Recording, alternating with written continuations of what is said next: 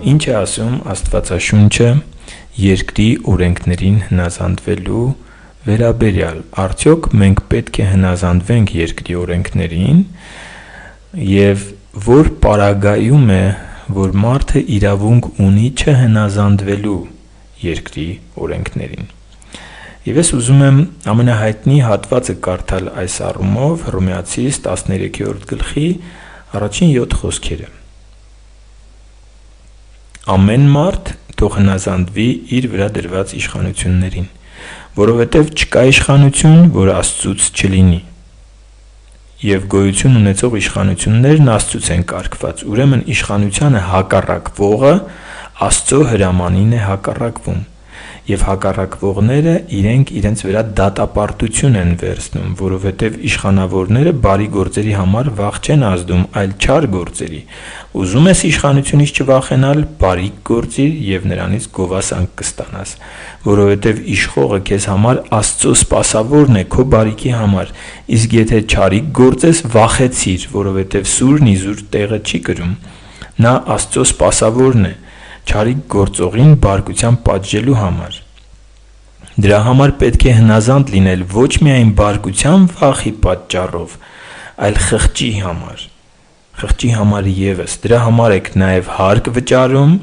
որովհետև նրանք Աստծո սպասավորներն են այդ բանը հոգալու համար, ուրեմն վճարեք ամեն մեկին իրեն հասանելիքը, որին հարկ հարկը, որին մաքս մաքսը, որին վախ վախը, որին պատիվ պատիվը։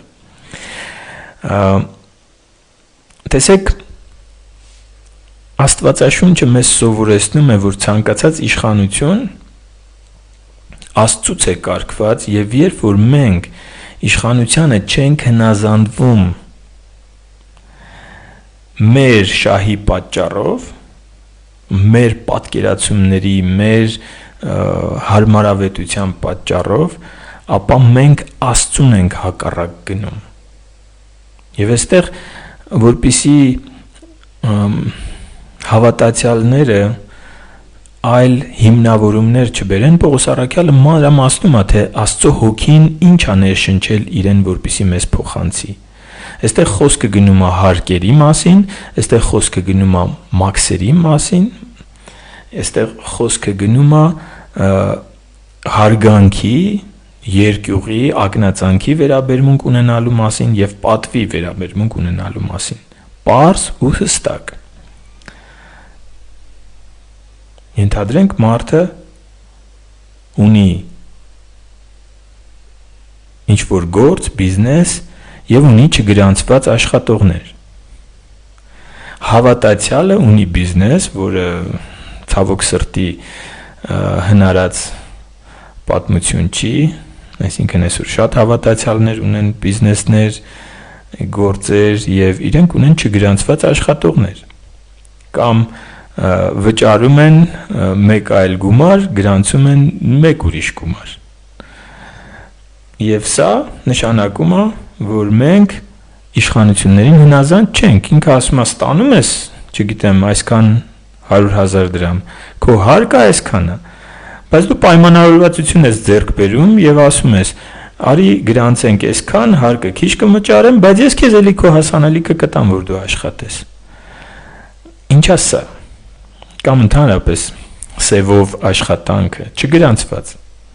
Ինչ է սա, սա միանշանակ երկրի իշխանությունների դրած կարգին անհնազանդություն է եւ Հռոմեացիս 13-րդ գլխի հանդեպ անհնազանդություն։ Իրականում Հռոմեացիս 13-րդ գլխի հանդեպ չի անհնազանդություն, այլ ինչպես կարդացինք, իշխանությանը հակառակվողը Աստծո հրամանին է հակառակվում եւ հակառակվողները իրենք իրենց վրա դատապարտություն են վերցնում։ Բնականաբար Աստծուն հակառակվողները իրենք իրենց վրա դատապարտություն են վերցնում։ Եվ հետեւյալն է. ես համաձայն չեմ այս երկրի օրենքների հետ։ Համաձայն չեմ։ Ինչու պիտի այսքան շատ լինի հարկը։ Ես համաձայն չեմ։ Եվ ոչ թե համաձայն չեմ, գնում եմ ասում եմ իշխանություն, տեսեք, այնտեղ հարգանքն ու վախն էր գրած։ Մենք մեր անհամաձայնությունը կարանք նաև այսպես արտահայտենք, գնանք ասենք համաձայն չենք, այսպես հնարավոր չի։ Թեթևացրեք այս բեռը եւ իրանք կամ կորոշեն թեթևացնել կամ ամենայն հավանականությամբ չեն որոշի, կասեն մի փոքր քեզանից կտրի, որովհետև մենք ունենք այսինչ կարիքներ եւ բյուջեն պիտի լցվի, օրինակ, չգիտեմ, դա կարևոր չի։ Մենք ապրում ենք մի երկրում, որտեղի իշխանությունը Աստծո դրած իշխանությունն է, լինի լավ, լինի վատ։ Իմիջիայլոց այս խոսքերը, որ գրված են, գրվել են ամենավատ, երևի թե մարդկության պատմության մեջ ամենավատ իշխանություններից մեկի օրոք, Ներոն Կայսրի օրոք։ Պողոս առաքյալը ասում է, Ներոնը ինքը Աստծու դրած, ոչ թե Աստված հավանում է իրան, այլ որ դրված է որպես իշխանություն, իրան չհնազանդվելը նշանակում է Աստծուն հակառակվել։ Բնականաբար մենք ունենք սկզբունք, երբ որ Ներոնը քրիստոնյաներին ասում էր, որ դուք պիտի, ասենք, Քրիստոսին հայհոյեք, թե չկայրվեք խարույկի վրա, մենք ունենք ավելի բարձր իշխանություն, դա Աստծո իշխանությունն է, երբ որ երկրի իշխանությունը վաղը մյուս օրը մեզանից կպահանջի մի բան, որը հակասում է ավելի բարձր իշխանությանը, Աստծո իշխանությանը, մենք բնականաբար պիտի կրկին հարգանքով, կրկին իրանց հանդեպ երկյուղ ունենալով, ասենք մենք պատրաստ ենք կրել ամեն պատիժ, որ դուք սահմանել եք ըստ ձեր երկրի օրենքների, ըստ մեր երկրի օրենքների, մենք ինչ պատիժ է հասնում այն մարդուն, ով չի հնազանդվում։ Խնդրեմ, մենք պատրաստ ենք այդ պատիժը կրել, բայց մենք չենք կարող հնազանդվել այս ձեր օրենքին։ Ինչպես Դանիելի ընկերները չերկրպագեցին արձանին, ինչպես Պետրոսն ու Հովհաննեսը ասեցին, մենք չենք կարող չքարոզել Հիսուսի անունով, եւ հեզությամբ ու խոնարհությամբ եւ մյուս աշակերտները նույնպես ասեցին, ինչ պատիժ է հասնում, ծեծեք մեզ, պատիժը տվեք, մենք հարգում ենք ձեր իշխանությունը մեր վրա, բայց մենք ի վիճակի չենք, մենք չենք կարող Աստծուն չհնազանդվել եւ ձեզ հնազանդվել։ Բնականաբար հարկերը, մաքսերը չեն մտնում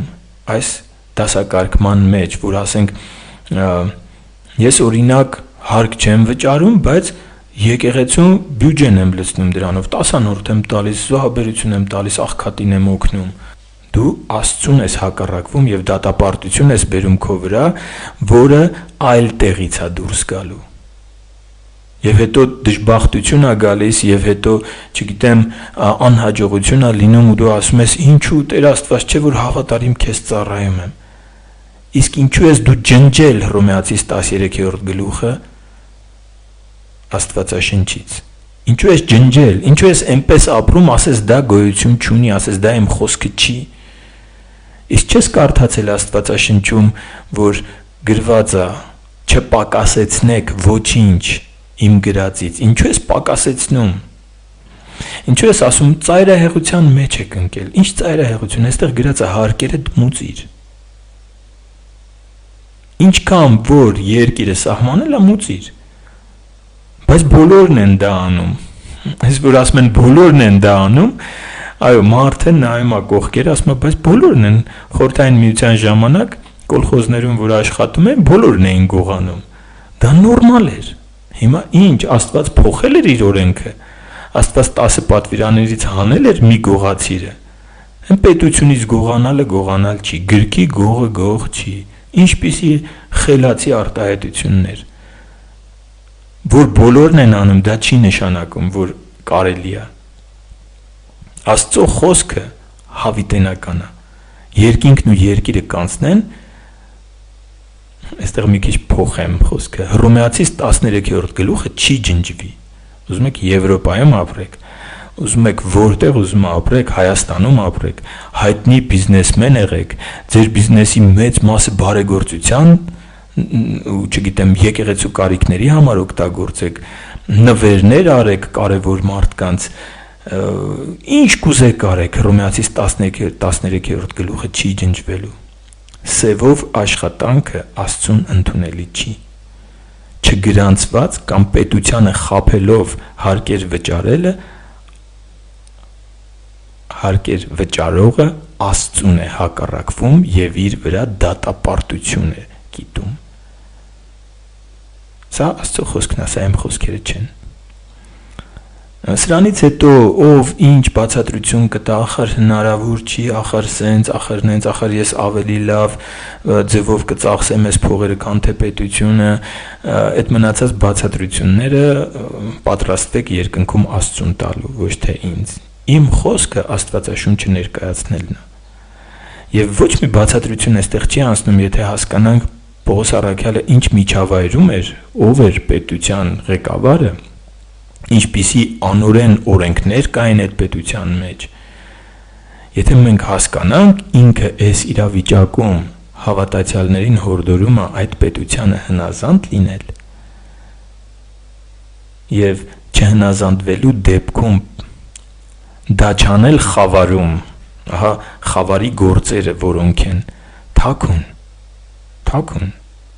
պետությունից թաքուն։ Եթե հարկեր չես վճարում, բացահայտ հաշվետվությանդ մեջ ներկայացրու, ասա ես այսքան չեմ վճարում, հետո տես ինչ կլինի։ Կանգնի, ասա ես չեմ վճարում հարկերը, ես աշխատում եմ, լավ էլ աշխատում եմ, աշխատողներ էլ ունեմ, բեր լույսի մեջ, քո անօրինությունը բեր լույսի մեջ։ Եթե կարաս արդարացնես, արդարացրա լույսի մեջ, այլ ոչ թե խավարի մեջ, որ ոչ ոք չիմանա։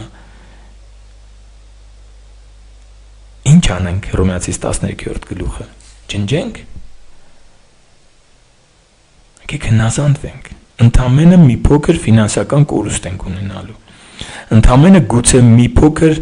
էժան կոստյումներ ու չգիտեմ ճոխության առարկաներից կզրկվենք,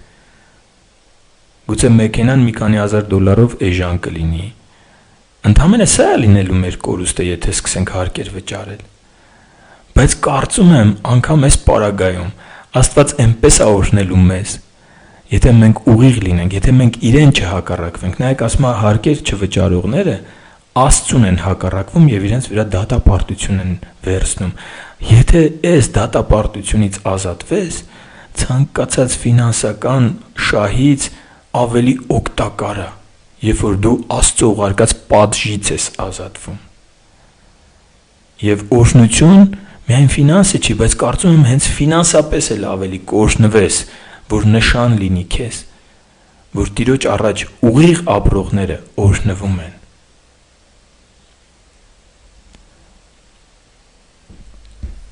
Կան դեպքեր, որ կարելի է բացառություն անել։ Ես ուզում եմ սրա մասին խոսել։ Այո, խոսեցի, որ երբ որ Աստված այլ բան է պահանջում եւ իշխանությանը հնազանդվելը նշանակելու է Աստծուն չհնազանդվել, մենք պիտի պատրաստ լինենք կրելու իշխանության նախատեսած պատիժը, լինի դա բանտարկություն, լինի դա տուգանք, լինի դա ցանկացած բան, Եվրոպայում դա կարող լինի արտաքսում երկրից, մենք պիտի պատրաստ լինենք իշխանության պատիժը կրելու, բայց Աստծուն հնազանդվելու։ Ես ուրիշ հավատք չեմ ճանաչում։ Բայց այն հատվածը, որ ես ուզում եի ասեցի գտնեմ, նոր անցնեմ այս հարցին, այդ հատվածը գրված է Առակաց 6:29-ում։ Տեսեք, մինչև հիմա ես խոսում եի գործատուների մասին։ Խոսում եի այն մարդկանց մասին, ովքեր գործատու են, ովքեր այսպես ոչ միայն գործատու են, այլ նաև հարկ վճարող են, լավ, այսպես ասում, հարկ վճարողների մասին էի խոսում։ Աշխատում ես, թե աշխատանք ունես, խանութ ունես, բիզնես ունես, Աստված այս կարգը դրել է, եւ եթե դու այլ բացատրություն ունես, ես դա չեմ գտնում Աստվածաշնչում, մնացածը Աստվածաշնչից դուրս ինչ հիմնավորում ուզում ես բեր։ Ասա, էսի աշխատավարձ չի, էսի նվերը, գիտեք, այսպեսի հիմնավորում կա, մարդը հավելյալ փող է տալիս, ասենք գրանցում է 60,000 դրամով, իրան ամեն ամիս 100,000 ավել է տալիս, 160,000 է իրականում այս մարդը ստանում, բայց գրանցված է 60,000։ Այն ասում են 100,000 նվեր եմ տալիս։ Եթե ուզում եք իմանալ, սա խավար է թե լույս, այդ նվերը բացահայտ տվեք։ Այսինքն գրանցեք կամ հարկայինին ասեք, ես ամեն ամիս 60,000 գրանցել եմ, 100,000 էլ նվեր եմ տալիս։ Դրանից հետո արդեն կիմանաք, դա խավար է թե լույս։ Իսկ ամեն խավար պիտի հեռանա հավատացյալի կյանքից։ Սա իմ մոտեցումն է, սա իմ պատկերացումն է, մնացածը արդեն ամեն մեկը իր խղճի եւ իր Աստծո առաջ թող ուղիղ լինի։ Ես չեմ ուզում Աստծուն հակառակվեմ եւ ես Աստծո դատապարտությունը չեմ ուզում գա իմ կյանք եւ իմ ընտանիքի վրա։ Տեր իմաստություն տա մեզ։ Հիմա գամ բացառությանը, մի հատված, որ ուզում եմ կարդալ, երբ որ մարդը ստիպված է չգրանցված աշխատել։ Հասկանում եք, կան իրավիճակներ, երբ որ մարդը աշխատանք չունի, դժվար է աշխատանք, դա կլինի Հայաստանում, կլինի Եվրոպայում, կլինի ուրիշ տեղ, մարդը չունի աշխատանք, իր երեխաները սոված են։ Այս մարդը ոչ թե հարկերից խուսափում, ինքը շատ ուրախ կլինի, որ իրան գրանցեն։ Ինքը չի աշխատում, որ ճոխ ապրի, ինքը աշխատում է, որ հաց ունենա իր ընտանիքը։ Ես կարծում եմ, այստեղ բացառություն կա, եկեք կարդանք Առակաց 6-րդ գլխի 29-րդ խոսքը։ Ներողություն 30 խոսքը։ Այն գողին չեն արհամարի, որ գողացել է իր սովը կշտացնելու համար, որովհետև սոված էր։ Այն գողին, տեսեք, այս մարդը չի դադարում գող լինելուց, այս պիտի հասկանանք։ Այսինքն, եթե գողացելը, որովհետև սոված էր, որովհետև սովից մեռնում էր, մտել է քո տնից հաց է գողացել, այս գողին մի վերաբերվիր մյուս գողերի նման։ Եվ կարծում եմ, այստեղ մենք սկզբունք ենք վերցնում։ Գողը մնում է գող, բայց Աստված իր խոսքի մեջ ասում է. եթե երկրի տնտեսական վիճակի պատճառով, եթե անիրավ բիզնեսմենների պատճառով, վատ կառավարման պատճառով երկիրը հասել է այնպիսի իրավիճակի, որ մարդը իր ընտանիքը սովից մահանում է կամ չքավորության մեջ է ապրում, այս մարդը աշխատանք է ման գալիս, մի անիրավ բիզնեսմեն ասում է, արի քեզ կտամ 100,000 դրամ, բայց քեզ չեմ կարա գրանցեմ։ Լավ կլինի, որ այս մարդը գտնի այնպիսի աշխատանք, որ օրինական աշխատի, բայց եթե անգամ անօրինական է աշխատում, գողը մնում է գող, բայց Աստված տեսնում է, որ այս մարդը չի ուզում իրան հակառակվի։ Ես կարծում եմ, այստեղ սկզբունք կա, սա կանաչ լույս չի, որ մարդը համակերպվի սրա հետ, ինքը պիտի գնա աշխատի, թեկուզ չգրանցված աշխատի իր ընտանիքը պահի, բայց աղոտ կանի Աստծուն, որ այս իրավիճակը ես չեմ ուզում գող լինել։ Կամ այս մարդու սիրտը փոխի, որ ինձ գրանցի եւ ես իմ հարկերը նորմալ վճարեմ, կամ ինձ ուրիշ աշխատանք տուր Տեր։ Դու տես, որ ես չեմ համակերպվում սրա հետ։ Դու տես, որ ես ստիպված եմ գողանալ, որ սովս կշտացնեմ, ոչ թե Եվրոպայում ինձ պահում են, բայց որպեսզի ավելի ճոխ ապրեմ, մի հատ էլ սևով եմ աշխատում։ Այո, եթե հացի հարցը սևով աշխատելը աշխատի, բայց իմացի, որ դա գողություն է։ Քո հացը վաստակիր, բայց մի համակերպվի այդ իրավիճակի հետ, սա ժամանակավոր լուծում կարա լինի։ Նայեք շարունակության մեջ ասում է, սակայն եթե բռնվի 7 պիտի վճարի եւ իր տան բոլոր ստացվածքը պիտի տա։ Այսինքն դու մեկը պատժվելու ես, բայց այդ պահին այս սկզբունքը սովորացնում է, եթե մարդը հացի համար է գողանում, իրան մի վերաբերվի մյուս գողերի նման, որոնք գողանում են հարց ստանալու համար, ճոխ ապրելու համար։ Եվ մենք պիտի տարբերակենք, մենք պիտի Աստծո սիրտը զգանք։ Կրկին ասեմ, սա կանաչ լույս չի պետությանը հակառակ գնալու համար։ Հակառակը սա կարմիր լույս է, որ մարդը, ով չգրանցված աշխատանքի մեջ է, պիտի ամեն ինչ անի, որ փոխվի իր կարգավիճակը։ Ամեն ինչ անի, որ փոխվի իր կարգավիճակը, եթե այդ մարդը բնականաբար հավատացյալ է։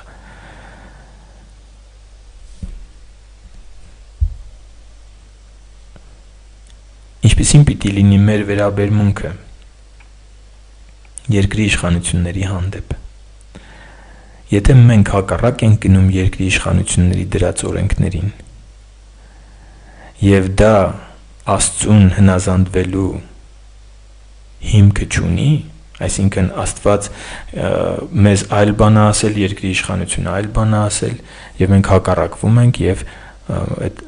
պատիվն ու երկյուղը տեղն ենք պահում եւ ասում ենք մենք հակառակվում ենք, սա անում ենք բացահայտ եւ մենք պատրաստ ենք մեր պատիժը կրելու, ինչպես որ կլինի գազանի դրոշմի ժամանակ, կհակառակվենք եւ պատրաստ կլինենք կրկին հնազանդվելու իշխանությանը, բայց ոչ թե գազանի դրոշմը վերցնելով, այլ չվերցնելու ողջ հետևանքները, պատիժը կրելու պատրաստակամությամբ, որովհետև անգամ ամենավատ իշխանությանը հակառակվողը, ինչպես Ներոնն էր Պողոս առաքյալի ժամանակ, անգամ ամենավատ իշխանությանը հակառակվողը իր շահի համար, իր օգուտի համար, իր հաճույքի համար Աստծուն է հակառակվում եւ իր վրա դատապարտությունն է բերում։ Տերը ազատի մեզ ամեն դատապարտությունից, Աստծո սկզբունքները, կյանք տվող սկզբունքներ են եւ ուղիղների համար օրհնություն կա։ Լույսը եկավ աշխարհ, բայց մարդիկ խավարը սիրեցին, որովհետեւ իրանց գործերը չար էին։ Այն ինչ որ ծածուկ եք անում, խավարը։ Այն ինչ որ պատրաստ եք բացահայտ դավանելու եւ ասելու այո, ես այսպես եմ ապրում, սա լույսը։ Լույսը եկավ աշխարհ, ոմանք սիրեցին լույսը եւ իրանց գործերը բերեցին լույսի մեջ, ոմանք սիրեցին խավարը եւ մնացին այնտեղ եւ կապ չունի, թե ինչպիսի խոսքեր ես ասում Աստծո մասին, ինչպիսի ծառայություն ունես, խավարը մնում է խավար, լույսը մնում է լույս։ Թող Տերը այս խոսքը օգտագործի որպես ապաշխարության միջոց, այլ ոչ թե դատապարտության։ Եվ սրտանց ուզում եմ, որ բոլոր չգրանցված աշխատողներ ունեցողները եւ սևով աշխատողները հասկանան Պողոս առաքյալի խոսքը եւ հասկանան, որ Աստվածաշնչում կա Հռոմեացիս 13-րդ գլուխը եւ ուսումնասիրեն եւ ուղղեն իրենց ճանապարհները Աստծո առաջ, որովհետեւ իմ սիրտը ցավում է, երբ որ ես տեսնում եմ ինչպես է դատապարտությունը գալիս մարդկանց կյանքը, հասարակ բաների պատճառով, իշխանություններին հակառակվելով, Աստծուն հակառակվելու պատճառով։ Թող Տերը շտկի ամեն իրավիճակ եւ ապաշխարություն տա յուրաքանչյուր Տիրոջը անկեղծ սրտով սիրողին։